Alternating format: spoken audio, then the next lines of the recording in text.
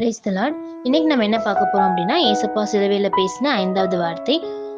யோவான் 19வது அதிகாரம் 28வது வசனம். வேத வாக்கியங்கள் நிறைவேறத்தக்கதாய் தாகமாய் இருக்கிறேன் என்றார்.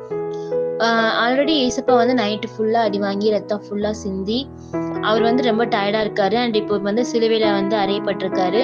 ஸோ தாகம் எடுக்கிறது அப்படிங்கிறது ஒரு நார்மலான காரியம்தான். பட் இது ஏன் ஒரு 7 வார்த்தைகள் ஒரு முக்கியமான ஒரு இடம் பிடிச்சிருக்கு அப்படின்னா, இந்த வசனம் என்ன சொல்றதுன்னா, வேத வாக்கியங்கள் நிறைவேறத்தக்கதாய் தாகமா இருக்கிறேன் அப்படின்னு சொன்னாரு. அப்போ ஏசப்பா நார்மலா வெறுமையா தாகமா இருக்கேன்னு சொல்லல. அவரை குறிச்சு சொல்லப்பட்ட ஒரு தீர்க்க தரிசனம் நிறைவேறத்தக்கதாய் தாகமா இருக்கிறேன் அப்படின்னு சொல்றாரு. சிலுவையில இருக்கும் போது, அவ்வளவு ஒரு கஷ்டத்துல இருக்கும் போது, நம்மளா இருந்தா எதை பத்தி யோசிச்சுட்டு இருந்திருப்போம்?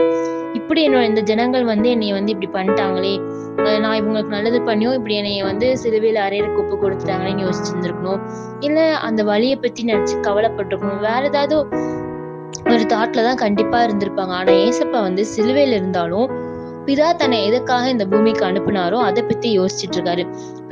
பிதாவினால் உரைக்கப்பட்ட எல்லாமே தன் மூலமா நிறைவேறிடுச்சா அப்படின்னு சொல்லி ஒரு கிளான்ஸ் யோசிக்கிறாரு. எல்லாத்தையும் நான் பண்ணி முடிச்சிட்டேனா, இன்னும் ஏதாவது பேலன்ஸ் இருக்கா அப்படின்னு சொல்லி யோசிக்கும் போதுதான் சங்கீதம் 69வது அதிகாரம் 21வது வசனத்துல இயேசு கிறிஸ்துவை குறித்து போறப்பட்டிருக்கிற ஒரு தீர்க்க தரிசனம், என் தாகத்திற்கு காடியை கொடுத்தார்கள் அப்படின்னு சொல்லிட்டு.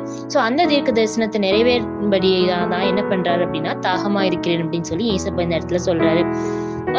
எதுக்காக பிதா அவரை பூமிக்கு அனுப்புனாரோ அதை ஒண்ணு விடாம எல்லாத்தையும் ஃபுல்ஃபில் பண்ணாரு ஏசப்பா. அதுக்கு இந்த வார்த்தை ஒரு சாட்சியா வந்திருக்கு.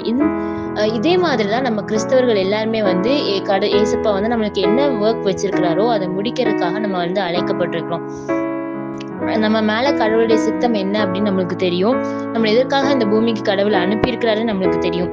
எத்தனையோ ஜனங்கள் இருக்கும் பொழுது நம்மளை கிறிஸ்தவர்களாக்கி அவருடைய பிள்ளைகள் ஆக்கினதற்கு கண்டிப்பா ஒரு நோக்கம் இருக்கு. அந்த நோக்கத்தை நிறைவேற்றுவதுதான் நம்மளுடைய கடமை. எப்படி ஏசப்பா சிலுவையில கூட பிதா அவர் அனுப்பின நோக்கத்தை நிறைவேற்றணும்னு நினைச்சாரோ, அதே மாதிரி நம்ம ஒவ்வொரு நாளும் காலையில எந்திரிக்கும் போது கடவுளே நான் உங்க சித்தத்தை நிறைவேற்றணும். இன்னைக்கு நீங்க என்கிட்ட என்ன நடக்கணும்னு நினைக்கிறீங்களோ அதை நான் நடத்தணும் அப்படின்னு சொல்லி நம்ம ப்ரேயர் பண்ணி ஒப்பு கொடுத்துட்டு நம்ம ஒவ்வொரு நாளையும் ஆரம்பிக்கணும்.